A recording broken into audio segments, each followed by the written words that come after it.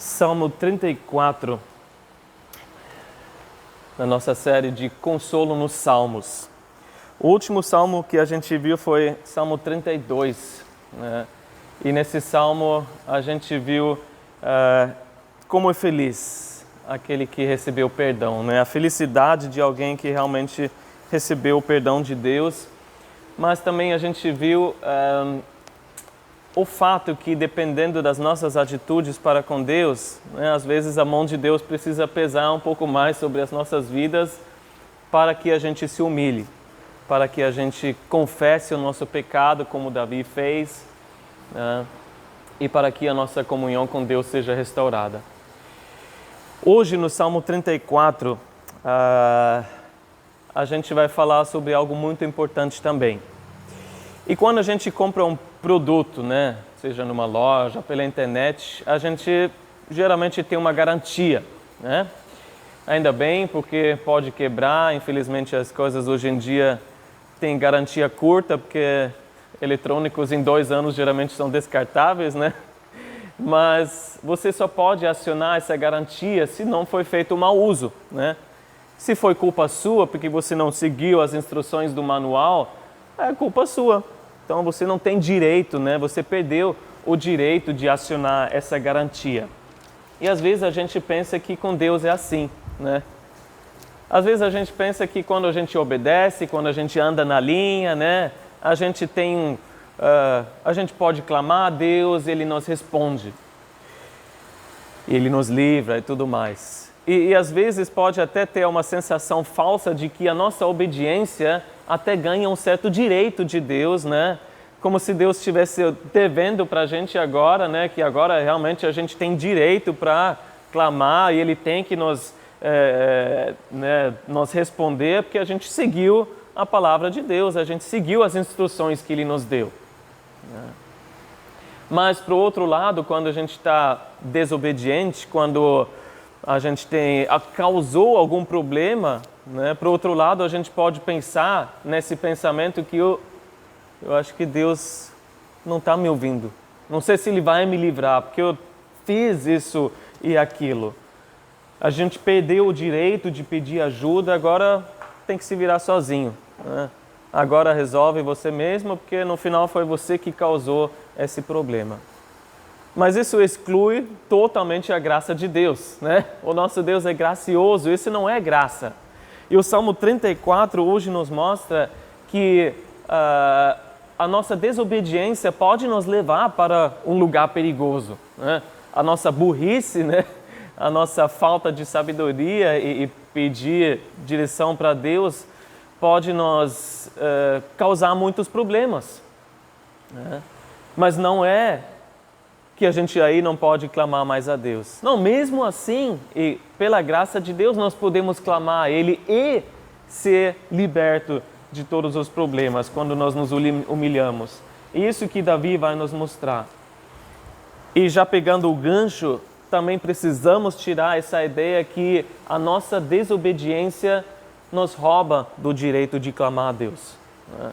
De que, de alguma forma, nós não podemos nos achegar a Deus. Porque para um filho de Deus não tem nada a ver com o que a gente fez, né? Mas tem tudo a ver com aquilo ou aquele que pagou pelos nossos pecados, Jesus, né? Nós podemos clamar e nós seremos ajudados não porque nós estamos sendo bons, mas porque Deus é bom e porque Deus nos ama. Todas as razões estão nele. Isso é importante a gente lembrar através desse Salmo 34. Vamos começar com essa inscrição, né, o título, que nos ajuda a entender melhor o que Davi estava passando. Diz assim que de Davi, quando ele se fingiu de louco diante de Abimeleque, que o expulsou e ele partiu. É importante a gente lembrar o que foi que Davi passou naquele momento para entender por que ele escreveu essas palavras. Se você quiser ler em casa, está em 1 Samuel 21, o versículos de 10 em diante. A situação estava que Davi estava fugindo, né, do rei Saul, que queria matá-lo, e aí ele passou no sacerdote, estava com fome, ele pegou os pães sagrados e a espada de Golias, e aí se apoiou na sua própria sabedoria e fugiu para se refugiar com o inimigo, os filisteus. Então ele se apoiou em si mesmo, na sua própria sabedoria, e procurou socorro com os inimigos, que nunca é uma boa ideia, né? Ele foi para um inimigo que eles tinham acabado de vencer, né? Porque Golias foi o fortão dos filisteus, que Davi se tornou herói por causa desse grande ato. Nunca é uma boa ideia voltar para o inimigo que você acabou de vencer, né? Se você acabou de vencer o álcool, não volta para ele, mesmo que você esteja passando por um vale, né? Se você acabou de vencer aquela murmuração, não volta a murmurar. Se você acabou de vencer essa imoralidade sexual, a pornografia, o que seja, não volta para ela só porque te faz se sentir melhor naquele momento ou naquele estresse. Se você saiu de qualquer vício, né, ou do próprio orgulho, não volta para ele. É sempre uma péssima ideia. Porque o que aconteceu? Alguns dos homens desse rei, dos filisteus, se lembraram, né? Reconheceram Davi e falaram para o rei: esse é o cara, Davi, esse é o cara que matou o nosso guerreiro, né? E talvez eles viram a espada com Davi, que Davi, imagino que não era o mais alto, mas Golias era, né? De repente ele estava com aquela espada, era bem visível que não era a espada dele. Eles falam: esse é Davi. Cantaram até cânticos sobre todos os atos corajosos que ele fez. A gente lembra quem ele é. E aí eles foram falar para o rei, e Davi, 1 Samuel 21, 20 diz, ele ficou, versículo 12 fala, ele ficou com muito medo. Com muito medo. Ele percebeu a besteira que fez, né, de se refugiar com o inimigo, e a única coisa que, né, deu na cabeça dele, a ideia para se salvar foi se fingir de louco. A gente lê em 1 Samuel 21, 13, que enquanto esteve com eles, com os filisteus, agiu como um louco, riscando as portas da cidade e deixando escorrer saliva pela barba. É engraçado que o rei falou para os seus homens: eu não tenho louco o suficiente aqui na minha corte, né, para ter mais um. E foi expulso, né? Ele saiu com a vida, mas por pouco, né? Por pouco foi morto ali com os inimigos. Comentaristas discutem, né? Essa ideia veio de Deus, essa ideia veio de Davi mesmo, de se fingir louco, não sei. Mas foi o que ele salvou, né? Ele se salvou através dessa ideia. E isso que é mais importante, que deu certo naquele momento, mas ele teve que se humilhar diante dos homens demais, né? Ele desnecessariamente foi porque ele correu para o inimigo. E a história continua em 1 Samuel 22, que depois disso saiu com a vida, ele se escondeu numa caverna chamada de Adulão. E ali aos poucos foram chegando 400 homens que estavam na mesma situação ou até pior. Porque 1 Samuel 22, versículo 2 nos fala que esses homens estavam em dificuldades, endividados e descontentes. E Davi se tornou o líder deles. Então se juntou ali um grupo de perdedores, né, que estavam no fim de si mesmo, mas estavam num lugar bom para serem usados por Deus, né? Porque não podiam cair mais para baixo, só poderiam ser levantados, e Davi se tornou o líder deles, e com certeza essas são as lições ali que ele, através de um cântico, através de um salmo, essas lições que ele tinha acabado de aprender, passou para esse grupo de derrotados que posteriormente Deus levantou para serem os grandes homens junto com Davi. Vamos então ver as lições que ele ensinou. Versículos de 1 a 3. Bendirei o Senhor o tempo todo. Os meus lábios sempre o louvarão. Minha alma se gloriará no Senhor. Ouçam os oprimidos e se alegram. Proclamem a grandeza do Senhor comigo. Juntos exaltemos o seu nome. É Deus que é digno de louvor o tempo todo. Davi falou: na minha conduta não tinha nada louvável, né? não tem nada que eu possa me vangloriar, porque foi burrice, foi falta de sabedoria, foi péssimo. Mas mesmo assim Deus me livrou. Então por isso por tudo que Deus fez para ele nessa situação, ele não conseguiu parar de louvar a Deus. E a Bíblia também fala, na nossa vida, em nossa carne, não tem nada para se gloriar. 1 Coríntios 1, 31 fala, quem se glorie no Senhor. Nele estão todas as razões para se gloriar. Nele é todo louvor, Ele é digno de louvor. Mas é possível louvar Deus o tempo todo? Muitos de nós têm dificuldade. E se tudo vai mal? E se eu não estou vendo Deus agindo? E se tudo vai contra mim? E se eu não estou afim de louvar naquele momento? Eu posso louvar a Deus o tempo todo? Obviamente, louvar é muito importante para nós. É muito importante para Deus. A gente precisa louvar a Deus. E é bom lembrar que a gente louva a Deus não só por aquilo que Ele fez, que às vezes você não está vendo aquilo que Deus está fazendo, mas a gente louva Ele por quem Ele é. Isso não muda. Mesmo se eu estiver passando perrengue, Ele é bom. Ele continua sendo amoroso. Ele continua sendo gracioso e misericordioso e todo-poderoso para me livrar de todas as situações que eu estou passando. Por isso Jesus, quando se levantou da ceia, sabia que seria traído, posteriormente morto, ele cantou um louvor. Ele cantou um cântico com seus discípulos e saiu. Paulo e Silas, quando estavam na prisão, depois de ter descido a lenha neles, estavam com dores, acorrentados, mas decidiram louvar a Deus. E o que a gente vê nesses versículos é que acontece também algo em quem ouve os louvores. Assim como Paulo e Silas, todo mundo viu esses louvores. Quem ouve louvores se alegra. Quem ouve louvores, a alma é levantada, a alma até respira em alívio.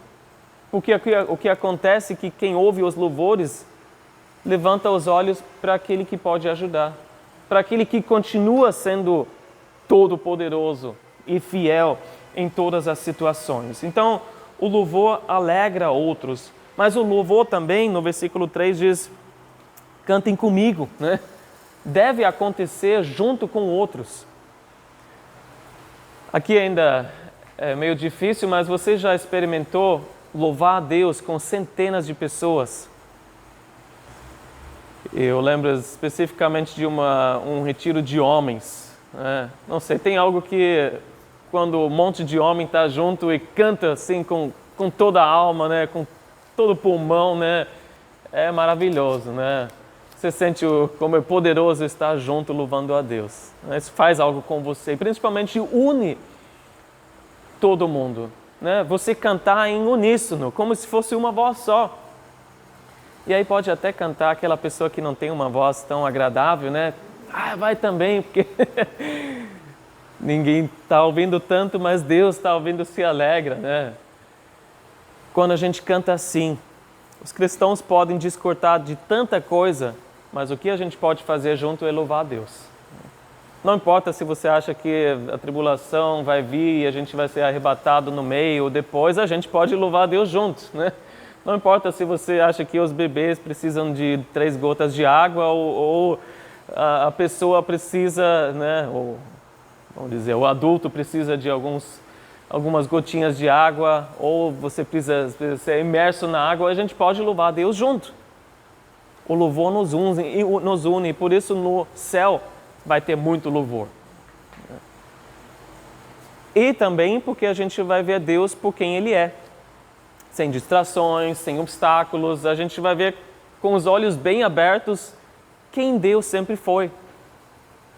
Mas hoje a gente já pode louvar a Deus por tudo que a gente tem certeza pela fé. Mesmo não vendo tudo do jeito que a gente vai ver naquele dia. Mas mesmo assim a gente pode hoje já, pela fé, louvar a Deus a todo tempo. E então Davi continuou passando para esses homens o seu testemunho. Versículos de 4 a 7. Busquei o Senhor e Ele me respondeu, livrou-me de todos os meus temores. Os que olham para Ele estão radiantes de alegria, seus rostos jamais mostrarão decepção. Este pobre homem clamou e o Senhor o ouviu e o libertou de todas as suas tribulações. O anjo do Senhor é sentinela ao redor daqueles que o temem e os livra. Davi falou, gente, escutem, tudo mudou quando eu clamei ao Senhor. Quando eu decidi que eu vou clamar a Deus, Ele me ouviu. Eu clamei apesar de tudo que eu fiz. Eu não pensei que agora eu pedi o direito de clamar a Deus e esperar alguma coisa boa. Não, eu posso clamar mesmo assim. Mas enquanto ele estava seguindo a sua própria sabedoria, lutando pelas próprias forças, ele não viu Deus agindo. Quando ele se humilhou, ele falou, agora eu vou buscar a Deus, agora eu vou clamar. E ele falou no versículo 6, este pobre homem, ele mesmo, este pobre homem aqui, Davi, fez isso. Ele reconheceu a sua falência espiritual diante de Deus, Eu sou pobre, mas mesmo assim eu clamei. Mas eu reconheci que eu sou pobre espiritualmente, que eu estou destituído de tudo que é divino, Eu sou ignorante nas coisas de Deus, nas coisas espirituais, eu preciso de ajuda. E Jesus falou, bem-aventurados, mais que felizes aqueles, em Mateus 5,3, os pobres em espírito, pois deles é o reino dos céus. Quando a gente reconhece que tudo que a gente precisa é Jesus, aí a gente tem um testemunho para contar. Porque uma vez que Deus age, você percebeu a palavra todas e todos aqui?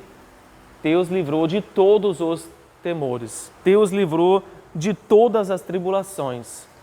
Só de alguns ou de algumas, só daquelas situações quando você obedeceu, só daquelas adversidades que não foram por conta sua.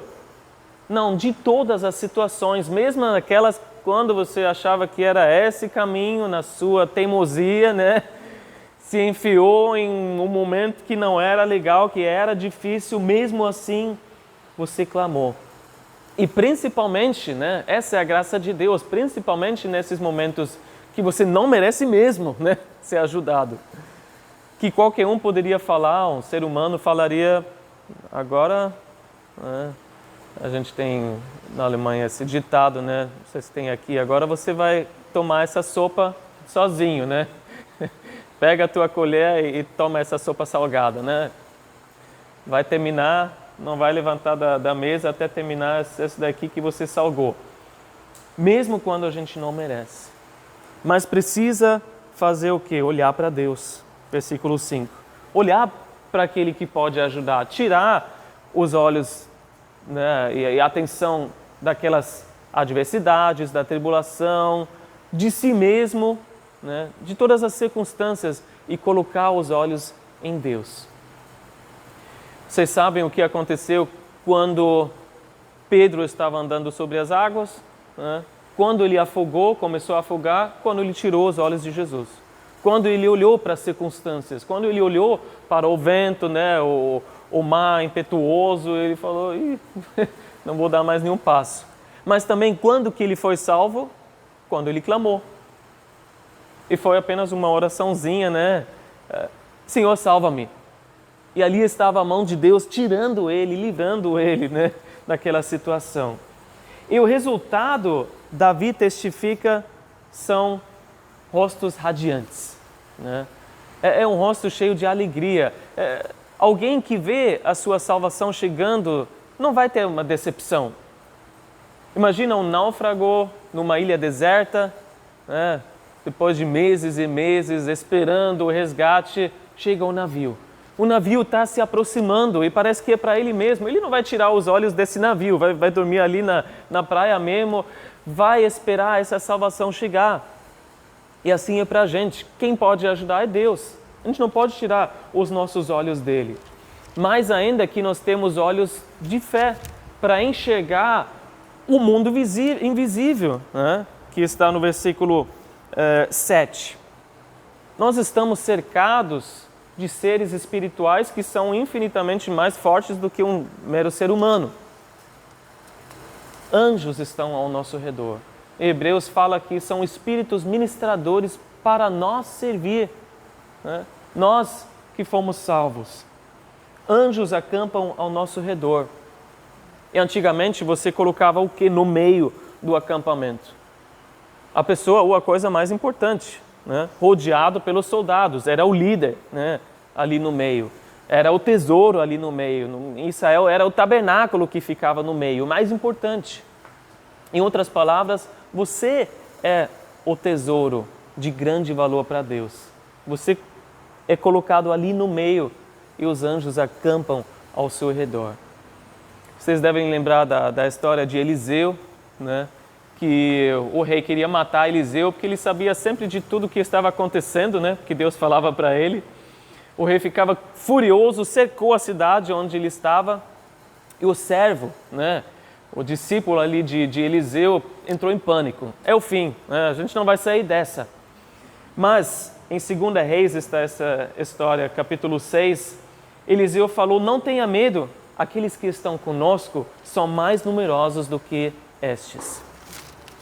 E aí ele orou para Deus abrir os olhos do servo e de repente ele viu ali nas colinas, né? De repente atrás ali do exército e de todos os soldados que eram contra eles, um exército enorme de anjos. Se Deus, o Deus dos exércitos dos anjos está conosco, o que a gente precisa temer? Tem um louvor em inglês, depois vocês podem ouvir do Chris Tomlin, também é muito legal. O que a gente vai temer se o Deus dos exércitos está conosco? Mas vamos olhar para Ele. E aí estavam esses homens junto com Davi, e Davi falou, não basta apenas eles ouvirem o meu testemunho, eles precisam experimentar isso. E aí ele falou, versículos de 8 a 10, provem e vejam como o Senhor é bom, como é feliz o homem que nele se refugia. Temam o Senhor, vocês que são os seus santos, pois nada falta aos que o temem. Os leões podem passar necessidade e fome, mas os que buscam o Senhor de nada têm falta. Quem experimentou a Deus quer que todos os outros também experimentem. Que não fiquem apenas olhando para uma vida onde Deus agiu, né, e falar, como eu queria isso. Mas só fica no desejo, né? Não sai dessa. A gente precisa experimentar para nós mesmos. E essa palavra provar é algo que a gente usa bastante também para comida, né? É algo tão real como se fosse comida de verdade, material, diante de nós. Provar como uma boa comida. Todos nós temos um prato predileto, né?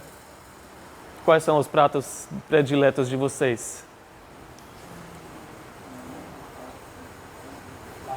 Lasanha, feijoada, não sei, uma carne assada. Se você churrasco.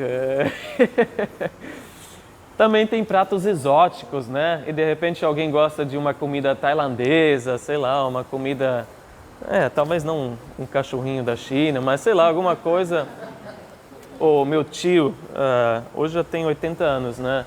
Ele foi para lá e aí o inglês é meio ruim, né, do chinês. O inglês dele também não era muito bom. Aí ele perguntou, o que é isso daqui? Não conseguiu ler nada. Aí o chinês falou, duck. Pato, duck, né? Só que ele falou é dog, né? Ele quis falar que é dog, aí ele acabou comendo o dog como se, achando que era o pato, né? Bom, cada um tem a sua comida predileta e tudo bem que tem um outro gosto, né? Mas se você gosta de algo, você quer que todos provem, né? Se você não consegue parar de falar daquilo, você não sabe que eu provei naquela viagem, né? Você não sabe que eu gosto. E aí você está junto com alguém, você pega até a colher e quase enfia na pessoa do teu lado, né? Na boca, seu marido, ou esposa, ou pai, mãe, que seja, né? Prova isso daqui. Você quer que prove, mas a pessoa não vai conhecer o gosto até que saboreie esse prato, né? Não tem como conhecer, não tem como conhecer uma comida de ouvir falar, né? Eu sei que lá na Índia eles têm um prato maravilhoso. Se você não provou, você não conhece. Mas se você provou, e falando de Deus, você provou que Ele é bom. Isso não é apenas algo abstrato, né? Não apenas uma ideia assim invisível, mas algo real para a nossa vida material. E se você provou que o Senhor é bom, se você provou que um prato é bom, você volta para ele com frequência, né? Quem não queria fazer um churrasco todo fim de semana? Mas não dá, né? Então, mas se você provou que Deus é bom, você volta com frequência. Isso que Davi ensinou para os seus novos amigos. Mas muitos, infelizmente, acham que pode ter um gostinho amargo, mesmo com Deus. Pode ter alguma decepção ali e acabam nem provando. Sabe aquela pessoa que você dá alguma coisa, é a coisa menos ofensiva, né? Inofensiva. É algum prato que, sei lá, não é muito apimentado, mas a pessoa não quer nunca experimentar nada. Porque, de repente, um dia, né, enfiar uma pimenta na boca e aí acha que qualquer coisa que vem é ruim. São pessoas que olham para a vida e falam, até agora a vida só me ofereceu coisas ruins, né? Só amargura. É isso que eu estou acostumado dos homens. E esquecem que Deus é tão diferente. Deus é totalmente diferente. Em Números, capítulo 23, versículo 19, a gente vê que Deus não é homem para que minta, nem o filho do homem para que se arrependa. Acaso ele fala e deixa de agir? Acaso promete e deixa de cumprir? Deus é diferente. Se você prova Ele, você vai receber algo bom. Não quer dizer que as dificuldades param, né? Não quer dizer que tudo que é difícil vai embora, mas quer dizer que você vai provar a bondade de Deus no meio das dificuldades. E esse gostinho faz toda a diferença. Você pode passar por um vale, mas se Deus está com você, esse gosto faz toda a diferença no prato que você está comendo. E o Senhor ainda satisfaz. 2 vezes fala nesses versículos 9 e 10, né? Não tem falta de nada. Então imagina uma comida que não apenas é saborosa, né? Mas também satisfaz. Não tem falta de nada, é um prato redondo, é um prato farto. Não é aquele prato bem gostoso do chefe Michelin de 5 estrelas na França, mas ele abre aquele pratão e você procura a comida no prato, né? Que é tão pequeno, não satisfaz. É maravilhoso, mas não vai encher a barriga, né? Agora Deus é tão saboroso, Ele é bom, mas Ele também satisfaz. Assim Ele é para os seus santos, né? Os seus filhos, né? Aqueles que realmente temem o Senhor, aqueles que levam Ele a sério, que sabem o que Ele é capaz, mas também sabem o seu lugar diante de Deus. E quando esses homens, quando essas pessoas buscam o Senhor, não tem falta de nada. Davi até fala os fortes, né? Aqueles que se apoiam na sua própria força, no seu dinheiro, na sua sabedoria, os leões da vida, né? Eles podem sentir falta. Mas quem realmente teme o Senhor, busca o Senhor, não vai ter falta de nada. E ele então continua ensinando a esses homens na caverna o que é o temor do Senhor. Versículos de 11 a 16. Venham, meus filhos, ouçam-me, eu lhes ensinarei o temor do Senhor. Quem de vocês quer amar a vida e deseja ver dias felizes? Guarde a sua língua do mal e os seus lábios da falsidade. Afaste-se do mal e faça o bem. Busque a paz com perseverança. Os olhos do Senhor voltam-se para os justos e os seus ouvidos estão atentos ao seu grito de socorro. E o rosto do Senhor volta-se contra os que praticam o mal, para apagar da terra a memória deles. Davi ensinou isso. O que é temer a Deus? O que é o temor do Senhor? 2 vezes na Bíblia fala que é o começo da sabedoria. Então, se você quer começar a andar na sabedoria de Deus, teme o Senhor. E isso tem a ver com a pergunta que ele fez: quem quer ver dias felizes? Não, acho que nenhum homem desses 400 falou, eu não. É claro que nós queremos, todo mundo quer ver dias felizes. Quem quer ver uma vida miserável aqui na terra? Ninguém. Então, o que é temer o Senhor na prática? É algo visível na sua conduta. É você lembrar que um dia você vai prestar contas a Deus de tudo que você fez. Tudo que você falou, palavras, tudo que você fez, ações e tudo que você pensou, os seus pensamentos. Isso está aqui, né? A gente viu as suas palavras. Toma cuidado com aquilo que você fala. Não fala o mal com falsidade, fala a verdade em amor. Toma cuidado com as suas ações. Não se deixa levar pela correnteza da maldade, né, que a gente vê nesse mundo. Paulo falou em Romanos 12, 21, não se deixem vencer pelo mal, mas vençam o mal com o bem. Então, se o mundo continue julgando o mal para você, mesmo assim continue semeando sementes de bondade. Um dia você vai ver a colheita. Você está nadando contra a correnteza. Toma cuidado com os pensamentos, principalmente de vingança, de raiva, porque se você é maltratado, se você é injustiçado, naturalmente vem, né, esses tipos de pensamentos e emoções. Mas busca a paz com Deus, busca a paz com os homens e não desista, né? Não perca a tua paz com qualquer coisinha que alguém fala de você ou sobre você ou para você. Não perca a tua calma só porque alguém cortou você na fila ou cortou você no trânsito. Não perca a calma por causa disso. Não desista de ser um pacificador e não se torna um exterminador, né? Nesse mal que a gente vive. Resumindo, imita Jesus. Imita a conduta de Jesus, ou em outras palavras, seja transformado conforme a sua imagem, né? É isso que ele quer fazer. Não tem nada a ver com aparência, né? Você apenas aparentar ser uma pessoa pacífica, calma, que fala bem, mas você ser isso de coração, quando alguém vê ou quando ninguém vê, porque diante de Deus é o temor do Senhor, não o temor do homem.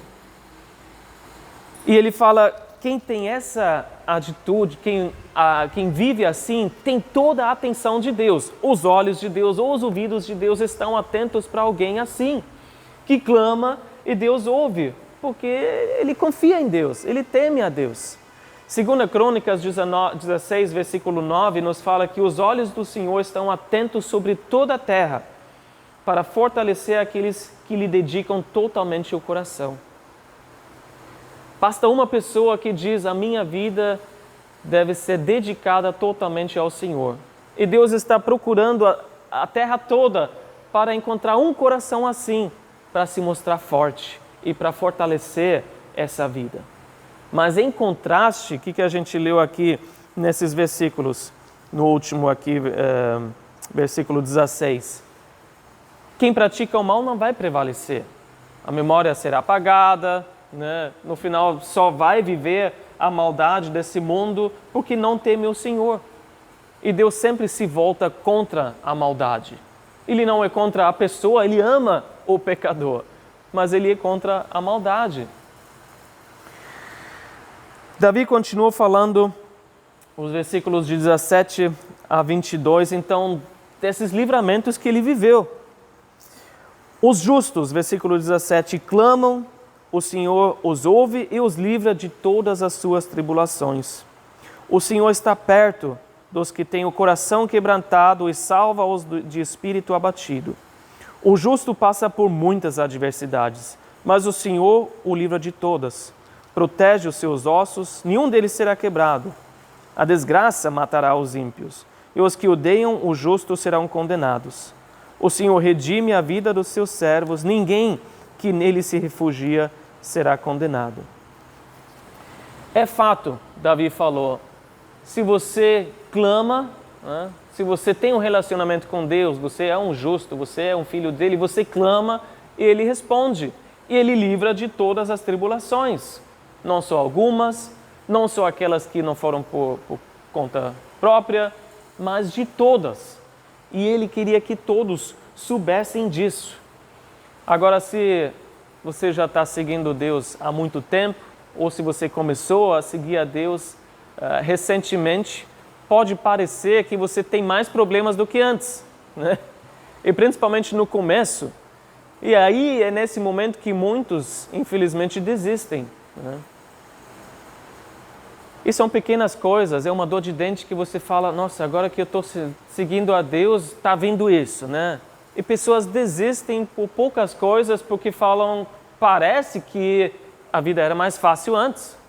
E realmente agora você tem um inimigo. Se você segue Jesus, Satanás não quer que você continue nesse caminho e quer te desviar a qualquer custo. Mas fato é que o justo passa por muitas dificuldades. Está escrito aqui. Você orar todo dia, ler a Bíblia todo dia, não te faz isento disso, né? Não vai te deixar livre das adversidades, só te deixa bem preparado quando as adversidades vêm. Mas às vezes a vida pode ser mais sofrida depois de você aceitar Jesus e seguir Ele, mais do que de repente alguém que está nem aí para Deus. Mas muitas vezes é apenas uma aparência, né? Porque a gente não sabe o sofrimento interno daquela pessoa que não está nem aí para Deus. Mas pode parecer, ou realmente a sua vida seja mais sofrida, porque agora você, né, sofre perseguição, você está na prisão por causa, né, de Jesus e por causa do teu amor por Jesus. Mas foi isso que Paulo disse para todas as pessoas que ele encontrava.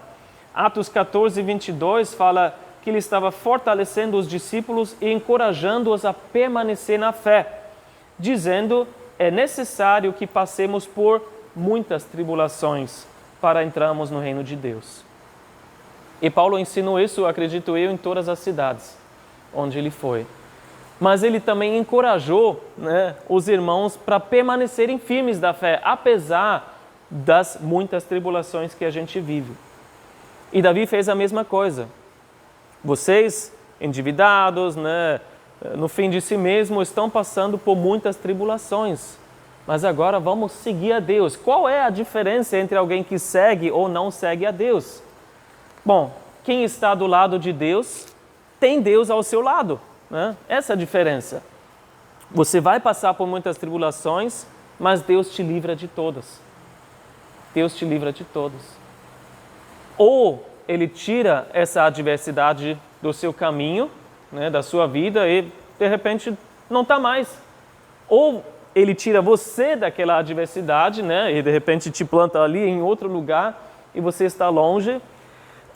Ou Ele te fortalece para que você possa passar por aquela dificuldade e aquela adversidade. De qualquer forma, você vai sentir e experimentar a presença de Deus na adversidade. Agora, para o outro lado, quem não escolhe o lado de Deus, também não tem Deus da mesma forma ao seu lado, né? E vai sofrer, versículo 21 fala, o último golpe desse mundo, que é a morte, né? A morte que é a consequência da desobediência do homem. E no caminho até lá vai também sofrer toda a maldade que é uma consequência do pecado do homem. E se essa pessoa morrer em seus pecados, como diz aqui, será condenado. Não tem outro caminho. Mas nós que conhecemos a Deus, que escolhemos o lado dele, nós vamos sentir Deus e a presença dele mais do que nunca nas adversidades. Que diz que ele está próximo. A gente vai sentir ele o mais próximo nesses momentos. Quando o nosso coração está angustiado, um espírito abatido, um coração quebrantado por causa das adversidades. Quando a gente fala, nada em mim vai me livrar disso, só o Senhor.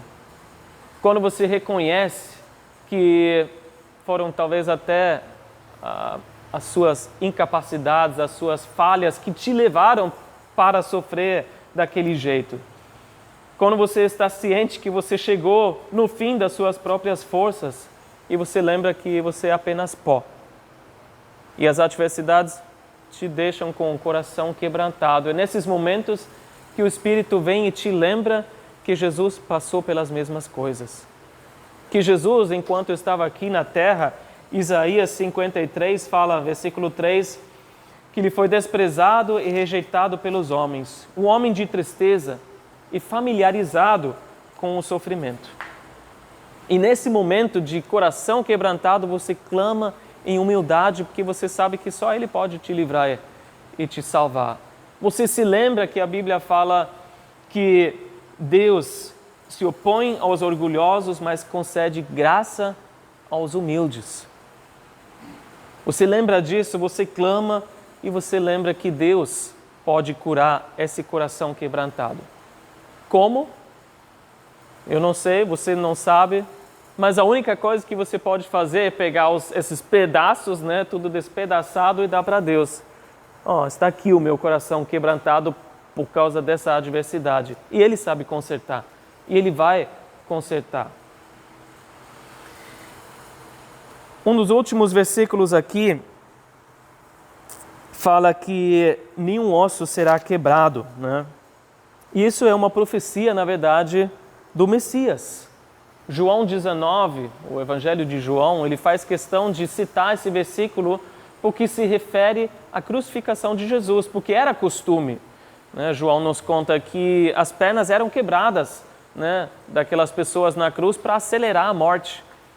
E quebraram as pernas daqueles ladrões, né, mas chegaram em Jesus e ele já tinha morrido. Então não quebraram as pernas, nenhum osso foi quebrado. Só traspassaram ele com a lança, né, e saiu água e sangue, que indica que ele literalmente morreu de um coração quebrantado. Que diz para nós, você pode ter um coração quebrantado, mas você não vai morrer disso, porque Jesus já morreu disso. Ele agora pode consertar esse coração, porque Ele prometeu te livrar de todas as tribulações e todas as adversidades. E quando a gente chega no último versículo, a gente vê a vitória por causa dessa morte. Depois de ver essa visão profética de Jesus na cruz, nós vemos o quê? O resgate. Se você se tornou servo dele, porque você se rendeu e entregou a tua vida para Ele, você pode esperar o resgate.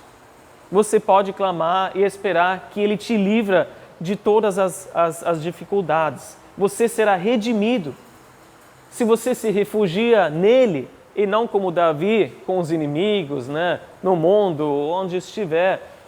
Se você se refugia nele em todas as adversidades, por pior que sejam, por mais culpa de você que sejam, né, por mais difícil que sejam, você será liberto de todas elas. E principalmente não vai enfrentar o último juízo, mas é perdoado. Então, se você está sofrendo por causa de adversidades, seja esse o consolo. Deus conhece, né? Jesus já passou por tudo e Ele prometeu te livrar de todas as adversidades, inclusive e principalmente aquelas que são culpa tua, né? Que você se enfiou ali. Ele é gracioso e a gente precisa lembrar disso, que Ele vai nos livrar de todas as adversidades e tribulações e no processo vai nos fazer mais como Jesus. Vamos agradecer e orar que a gente possa provar isso na nossa vida. Senhor Deus, obrigado pelas Tuas promessas. Obrigado, Senhor, que independente de alguém, de tudo que alguém possa passar nesse mundo, o Senhor passou pelo pior e foi liberto também através da Tua morte e ressurreição. E nós te agradecemos pelo poder da ressurreição que atua em nós. Te agradecemos, Senhor, pela comunhão do Espírito Santo e pela riqueza, Senhor, de sabor, de gosto na nossa vida, de bondade na nossa vida, Senhor. Que mesmo passando por um vale de trevas, de morte, o Senhor está conosco. Que mesmo, Senhor, se a vida nos dá um sabor amargo, Senhor, mesmo se nós criamos um desgosto até em relação à Tua igreja ou aos Teus filhos, Senhor, Tu podes nos curar, Senhor, no nosso coração. Tu podes nos livrar, Senhor, de tudo, inclusive daquilo em que a gente se enfiou por falta de sabedoria. E, Senhor, nós te pedimos, humildemente nos conduza de volta ao Teu caminho estreito. ao Teu caminho reto, ao Teu caminho da graça, das bênçãos, do amor. Que o Teu Espírito venha nos conduzir por esse caminho, Senhor. Obrigado que Tu estás conosco e que hoje, Senhor, e nessa semana nós possamos sentir e experimentar de forma palpável que Tu nos livras de todas as adversidades. Obrigado, Senhor, pela Tua bondade, em nome de Jesus. Amém.